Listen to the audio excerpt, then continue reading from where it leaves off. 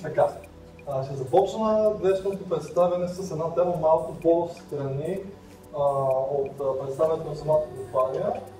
Това е защото лично за мен и за доста хора забелязано в момента, тази тема е доста модерна, ако кажеш, е малко странно, но доста актуална.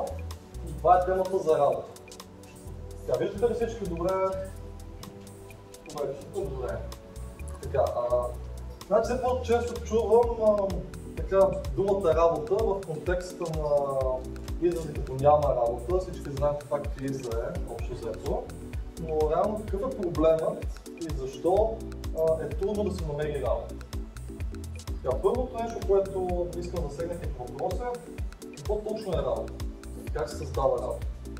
Значи работата това означава да участваш в даден работен пост в процеса на създаване или на дистрибуция на някакви стоки или услуги. Общо взето всички ние, които сме служители някъде или които работим някъде, участваме в производството или разпространението на някаква услуга или стоки. Било то в държавния или частния сектор. И общо взето в момента в това състояние на национална и международна криза е все по-трудно да се намери работа. Сега въпрос е следния.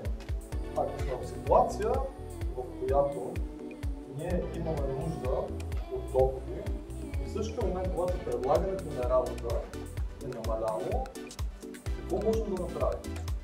Тоест как може да излезем от тази ситуация? Преди да разберем двата варианта, които аз лично виждам, искам да видя двете неща, да ви покажа двете неща, които вижда човек общо взето към това да има доходи и към това да се намери работа. Това са нуждата и желанието. Тоест, повечето хора имат нужда да задоволят елементарните си основни човешки нужди, за което естествено има нужда от пари, и хората са движени от нуждата, за да се осигурят този доход. По-малко количество от хората са движени от желанието.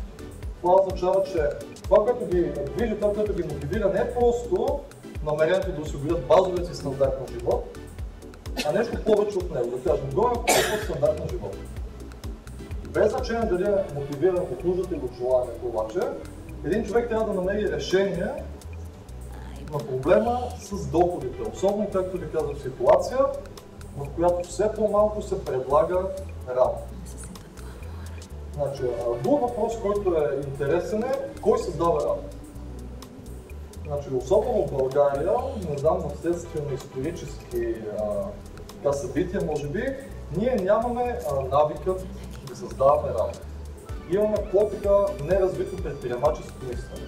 В повечето случаи, повечето хора очакват работата да е нещо, което е вече създадено и което директно може да се ползва. Като един продукт на обществото. В същия момент обаче, с разрастването на частния сектор от държавния, както преминахме ние, да кажем, с преход от 1989 година, това, което се случва е, че работата в крайна сметка се създава от хора. Тоест, тя не се създава от висша сила или само от държавния сектор, създава се от хора. И тези хора са също такива хора, които сме ние. Добре, тогава въпросът е какво знаят те и какво правят те, така че те да могат да създават работа за себе си, да могат да създават работа за другите и съответно да печелят повече от всичко това и да могат да се предпазват от една ситуация на икономическа нестабилност, да кажем това в момента. Първото нещо, което искам да разгледам, чисто за да си запомням тази точка. Когато един човек търси работа, иска да вземе готов работен пост, той отива при някой, който му предлага. И това е базовата ситуация. И ако нашият труд, който извършим, е на стойност примерно 1600 лева, ние взимаме някаква част от него, другата част отива при човека, който организира цялата система, в която ние да работим. Често, аз съм бил доста време служител, предполагам всички тук са били служители, често хората, които са служители, си мислят, че те работят за шефа, да кажем, който се плати таката или който му е по-лесно и всички работят за него. В същия момент обаче, с времето се научих, че създаването на работни места и самият процес на създаване на работа е много по-сложен, отколкото заемането на работен пост. Тогава защо има хора, които предпочитат този вариант, вариантът просто да вземат някоя работна позиция. Първата причина е, ако няма работни позиции, както в момента има дефицит. Втората причина е, точно ако имат желание към по-висок стандарт. Какво дава по-висок стандарт, когато сам създаваш работа, а не ползваш готова работа? Първо, ако сам създаваш работа за себе си, да кажем, ако си някакъв вид професионалист, нямаш работодател, а сам намираш своята работа, сам я създаваш, ти печелиш цялата стойност на труда, който си заработил. Ако той е 1600 лева и ако си служител, примерно печелиш половината, в повечето случаи доста по-малко от половината, когато работиш за себе си, печелиш цялото количество.